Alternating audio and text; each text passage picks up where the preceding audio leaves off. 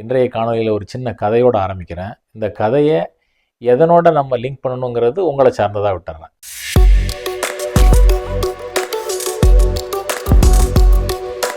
மனிதரின் மீது இறைவனின் சாந்தியும் சமாதானம் உரித்தாகட்டுமாக என்ற அன்பு வாழ்த்துக்களோடு அன்புடன் ரியாஸ். ஒரு காட்டில் சிங்கம் இருக்குது. அந்த ஒரு 4 சிங்கமாக சேர்ந்து தான் எப்போதுமே வேட்டைக்கு போகுது. அப்போ இதில் ஏங்கிற சிங்கம் தான் லீட் பண்ணுது அந்த வேட்டைக்கு போகிறது எல்லாத்தையுமே. இப்போ இந்த ஏங்கிற சிங்கம் அதுதான் எல்லாமே ஸ்ட்ராட்டஜி பண்ணும். யார் என்ன பண்ணணும், யார் ஃபஸ்ட்டு அட்டாக் பண்ணணும், யார் ஆப்போனண்டோடைய கழுத்தை கடிக்கணும், யார் காலை பிடிக்கணும், யார் வயத்தை இது பண்ணணும், யார் துரத்திக்கிட்டு போகணும், எந்த பக்கமாக வரணும், இது எல்லாம் பிளான் பண்ணுறது ஏ. ஆக இப்படி இந்த 4 சிங்கம் ஏபிசிடி இது 4மா சேர்ந்து தான் ஒவ்வொரு வேட்டைக்கும் போகும்போது ஒவ்வொரு தடவையும் சக்ஸஸ் ஆகிறது. காலங்கள் கடந்து போய்கிட்டே இருக்கும்போது என்ன ஆகுதுன்னா ஏக்கு வயசாகுது. அதனால் இது ஓடும்போது ஒரு கூர்மையான ஒரு கல் தன்னுடைய காலில் இடித்து அதுக்கு கடுமையான வலி. ஆனாலும் அது நாளடைவில் அது போக போக நாள் போக போக போக அதனுடைய வலி அதிகமாகுது. அதனால் முன்ன மாதிரி அது வேகமாக ஓட முடியலை.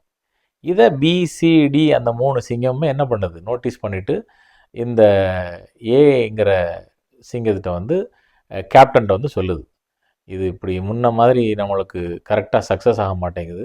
இதுக்கு என்ன ப்ராப்ளம்னா உங்களால் அவ்வளோ தூரம் ஃபாஸ்ட்டாக வர முடியலை. So we come to a conclusion that உங்களுக்கு நீங்கள் ஒரு கொஞ்சம் வலியை பொறுத்துக்கோங்க. உங்கள் காலில் உள்ள அந்த பகுதியை சின்னதாக நாங்கள் கட் பண்ணி உங்களுக்கு எடுத்துடுறோம். ஒரு காலை அந்த காலில் உள்ள எந்த இடத்துல காயம் பட்டிருக்கோ அந்த இடத்த கட் பண்ணி நாங்கள் இது பண்ணிடுறோம். Then you will be all right. இதை கேள்விப்பட்ட சிங்கம் அக்செப்ட் பண்ண முடியல. அதனால் ஏன்னா இத்தனை காலம் அதுதானே லீட் பண்ணுது, அதனுடைய ஸ்ட்ராட்டஜியில் தானே எல்லாமே சக்ஸஸ் ஆகுது. நான் தானே எல்லாம் பண்ணிக்கிட்டு இருக்கேன். இப்போ என்ன கொண்டே ஒன்று செய்ய முடியலைங்கிற ஒரு விஷயம் வரும்போது அதனால் ஏற்றுக்கொள்ள முடியலை. இதை ஒரு நரி என்ன பண்ணுது பார்த்துருது. இந்த 4 சிங்கமும் உட்காந்து மீட்டிங் போட்ட சம்பவத்தை ஒரு நரி பார்த்துட்டு அந்த நரி என்ன பண்ணுது, இந்த கேப்டன் லயனை தனியாக கூப்பிட்டு ஒரு டிஸ்கஷன் பண்ணுது. என்ன சொல்லுது, நீ தான் தலை, நீ தான் எல்லாமே பிளான் பண்ணுற, இத்தனை வருஷமாக உன்னுடைய பிளானை ப்ரொப்போசலை வச்சு தான் எல்லாருமே சக்ஸஸ் ஆகிட்டு இருக்காங்க. அதனால் உன்னோட பவர் என்னன்னு நீ காட்டணும். So you do one thing, you come with me, we will go for அந்த இதோட தடவை வேட்டைக்கு போயிட்டு நம்ம அதை வின் பண்ணி மற்ற உன்னோடைய ஃப்ரெண்ட்ஸுகளுக்கெல்லாம் காட்டலாம் அப்படின்னு சொல்லி இந்த சிங்கத்தை கன்வின்ஸ் பண்ணிடுது. இந்த செகண்ட் ஸ்டேஜில் என்ன பண்ணுது, இந்த நரி அதனோட குரூப்பில் எல்லாத்துட்டையும் ஒரு பிளான் பண்ணுது. இந்த மாதிரி நான் இந்த சிங்கத்தை கன்வின்ஸ் பண்ணிட்டேன், அதை நான் ஒரு நாளைக்கு வேட்டைக்கு கூப்பிட்டு வருவேன். அது கூட வரும்போது அது முன்ன மாதிரி அது ஓட முடியலை.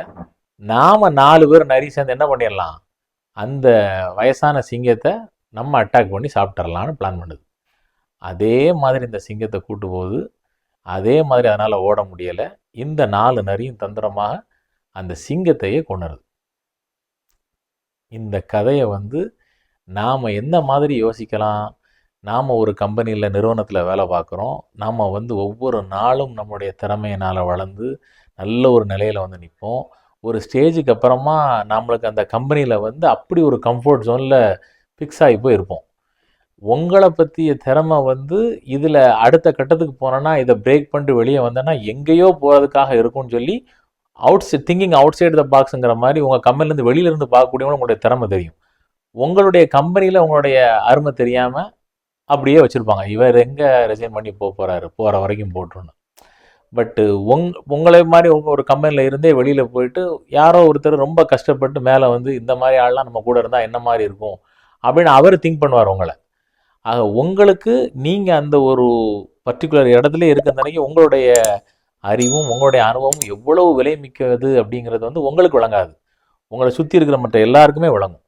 அப்போ இந்த மாதிரியான ஆப்பர்ச்சுனிட்டிஸு, ஒரு noticing for the chance opportunities அப்படிங்கிறத எப்போவுமே நோக்கி கொண்டு இருக்கணும்.